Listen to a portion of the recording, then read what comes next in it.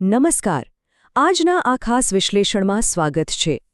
ભારતના પશ્ચિમ છેડે ગુજરાતમાં કચ્છના અખાતના કિનારે છુપાયેલા એક ખરેખર અદ્ભુત પર્યાવરણીય ખજાનાની આજે આપણે સફર કરવાના છીએ. ખીજડીયા પક્ષી અભયારણ્ય. નકશા પર કદાચ આ એક નાનકડું ટપકું લાગે, પણ માનો કે ન માનો, વૈશ્વિક વન્યજીવન પર તેનો પ્રભાવ વિશાળ છે. જરા કલ્પના કરીએ, વહેલી સવારનું ધુમ્મસ, સૂર્યના સોનેરી કિરણો અને શાંત પાણીની સપાટી પર પરછાઈ પાડતા હજારો ગ્રેટર ફ્લેમિંગો. આ કોઈ કાલ્પનિક ચિત્ર નથી, પણ અહીં જોવા મળતું પ્રકૃતિનું એક અદ્ભુત જીવંત દૃશ્ય છે. આ માત્ર કોઈ સામાન્ય જગ્યા નથી, પરંતુ દર શિયાળામાં સેન્ટ્રલ એશિયન ફ્લાઇવે પરથી પસાર થતા લાખો યાયાવર પક્ષીઓ માટેનું એક ધમધમતું મહાનગર છે. ઠીક છે, તો ચાલો આની પાછળનું રહસ્ય સમજીએ. અહીં જોવા મળતો ભૌગોલિક વિરોધાભાસ ખરેખર આશ્ચર્યજનક છે.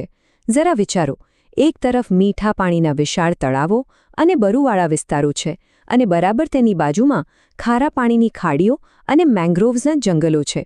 પ્રકૃતિમાં આવા બે તદ્દન વિરોધી આવાસો એકસાથે બિલકુલ ખભેખભા મિલાવીને જોવા મળે તે બહુ જ દુર્લભ ઘટના છે. આ જ એક કારણ છે જે આ સ્થળને પક્ષીઓ માટે પોષક તત્વથી ભરપૂર એક આદર્શ આશ્રયસ્થાન બનાવે છે. અહીં કરચલા અને મડસ્કીપર જેવા અનેક જીવો મળીને એક બહુ જ વિશાળ અને મજબૂત આહાર શૃંખલાની રચના કરે છે. અને સૌથી રસપ્રદ વાત તો એ છે કે આટલું મોટું પર્યાવરણીય વૈવિધ્ય માત્ર 6.05 ચોરસ કિલોમીટરમાં ફેલાયેલું છે. હા, માત્ર 600 હેક્ટર જેવડો વિસ્તાર. આટલી નાની જગ્યા હોવા છતાં અહીં વન્યજીવો અને પક્ષીઓની એટલી મોટી જૈવવિવિધતા સમાયેલી છે કે તે મોટા મોટા રાષ્ટ્રીય ઉદ્યાનોને પણ આસાનીથી ટક્કર આપી શકે. ખરેખર, એક નાનકડા વિસ્તારમાં આટલા વિપુલ પ્રમાણમાં જીવન ધબકતું હોય તે દુનિયાભરના સંશોધકો માટે હંમેશા એક અજાયબી સમાન રહ્યું છે. આ આંકડો ખરેખર વિચારતા કરી દે તેવો છે.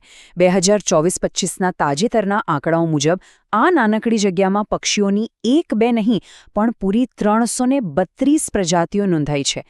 આના પરથી જ આપણે સમજી શકીએ છીએ કે આ એક નાનકડો વિસ્તાર કેટલા વિશાળ પ્રમાણમાં અને કેટલા વૈવિધ્યસભર જીવનને આધાર આપે છે. તો આ જાદુઈ જગ્યાનું નિર્માણ કેવી રીતે થયું? ચાલો, આ આકસ્મિક પર્યાવરણીય અજાયબીના ઇતિહાસ પર એક નજર કરીએ. આ આખી વાર્તા શરૂ થાય છે 1920ના દાયકામાં. તે સમયે નવાનગર એટલે કે આજના જામનગરના શાસક જામ રણજીતસિંહજીએ ખેતીની જમીનને કચ્છના અખાતના ખારા પાણીથી બચાવવા માટે માટીનો એક મોટો પાળો, જેને આપણે ચેક ડેમ કહીએ છીએ, તે બંધાવ્યો હતો. મૂળ હેતુ એકદમ સીધો હતો: રૂપારેલ નદીના મીઠા પાણીને દરિયામાં વહી જતું અટકાવવું અને ખેતીને રક્ષણ આપવું. પરંતુ પ્રકૃતિની યોજના કંઈક અલગ જ હતી.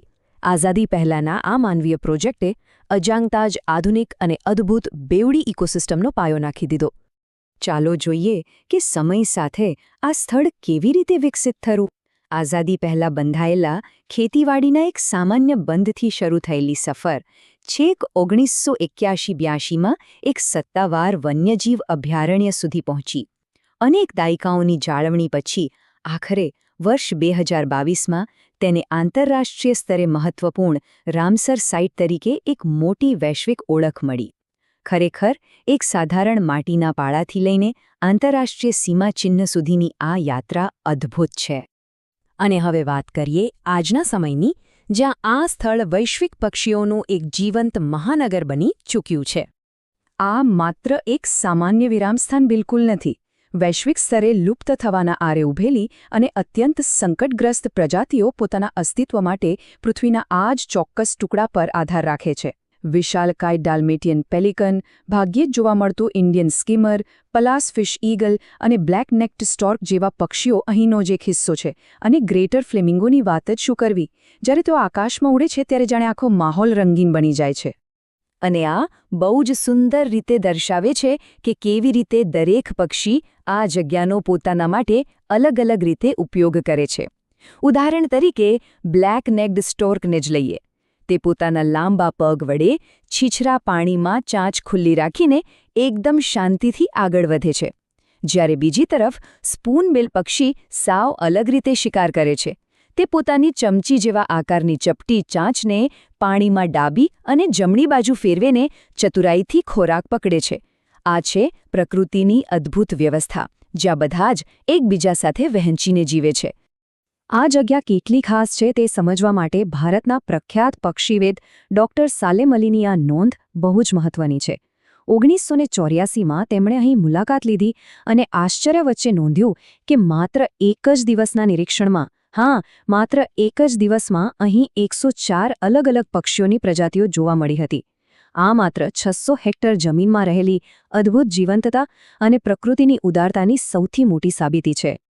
આ જૈવ વિવિધતાને કારણે જ ખીજડીયાને એક વિશેષ દરજ્જો મળ્યો છે. ચાલો જાણીએ રામસર સાઇટ અને તેના વૈશ્વિક પ્રભાવ વિશે. વર્ષ 2022માં આખરે વિશ્વે તેની નોંધ લીધી. ખીજડીયાને સત્તાવાર રીતે ભારતની 49મી રામસર સાઇટ તરીકે ઘોષિત કરવામાં આવી.